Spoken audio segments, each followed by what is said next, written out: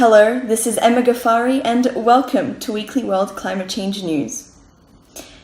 According to The Lancet, produced by a coalition of doctors, researchers and policy experts from across international organizations, the slow pace of reduction of greenhouse gas emissions is endangering public health.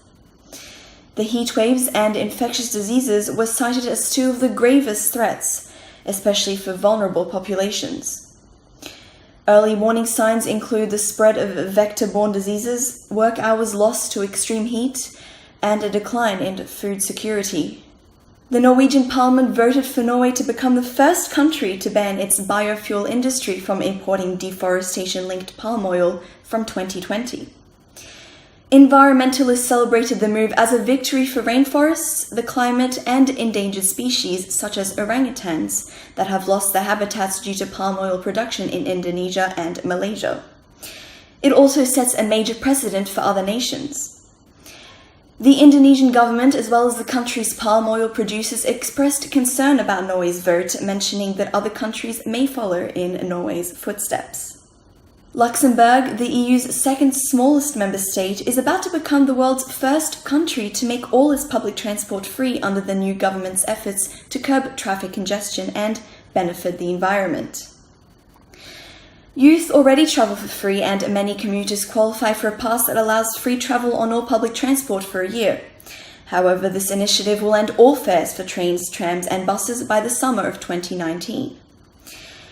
The Prime Minister's Democratic Party will protect the environment and invest more in public services during the recent election campaign.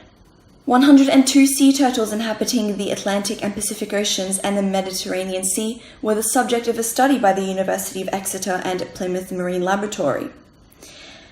An average of 150 pieces of plastic in each animal were found in their digestive systems, including microplastics and other synthetics like pieces of tires, marine equipment, cigarettes, and clothing. The first continuous multi-century study of surface melt from the Greenland ice sheet published in Nature on Wednesday states the ice sheet has gone into overdrive, now melting at rates unseen in the last 350 years. The researchers found that melting first increased on the ice sheet in the 1800s, when the Arctic began to warm as the process of industrialization started pumping greenhouse gases into the atmosphere. However, it is only in recent decades that the melting has increased beyond the point of natural variability. The agreement of the Conservation of African Eurasian Migratory Water Birds concluded a successful session in South Africa, leading to the adoption of the Strategic Plan and the Plan of Action for Africa for the period of 2019 to 2027. An agreement on key species action plans focusing on some of the Flyaway's most endangered water birds was also reached. This enables the development of a climate change resilient flyaway for endangered species, which would have a larger ecological impact for Earth.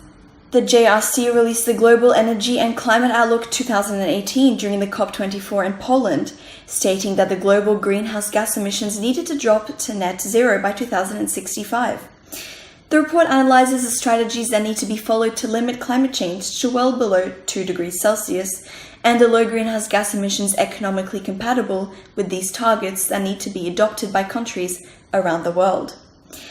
Key mitigation options involve expanding the use of renewables, improved efficiency, and electrification of final energy demand. Combining poverty, climate change, migration, and politics, the Menabe forest of Madagascar has become a battleground between the forces of conservation and the farmers who are desperately trying to feed themselves and their families.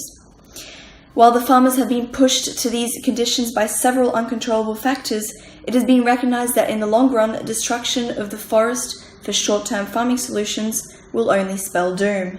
Now, technology and information provided by the Global Forest Watch platform is hoped to help forest rangers in their work to conserve the forest, hoping to mitigate possible crises before long-term solutions are drawn up.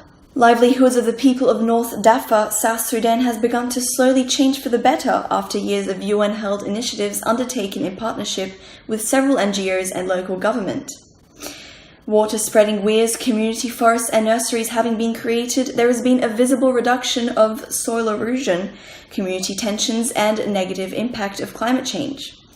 These results encouraged hope that the model will produce similar results elsewhere, thereby providing a better future to marginalized communities facing the threats of climate change and poverty. 3 months after two of Australia's largest supermarket chains, Coles and Woolworths, banned plastic grocery bags, Australia's plastic bag consumption drastically dropped 80%, with some retailers reporting reduction rates as high as 90%. New South Wales, the nation's most populous state, is the only state that has not legislated to phase out single-use plastic bags. Around the world, at least 32 countries have similar bans in place. I'm Emma Ghaffari, and we hope you join us next week on Weekly World Climate Change News.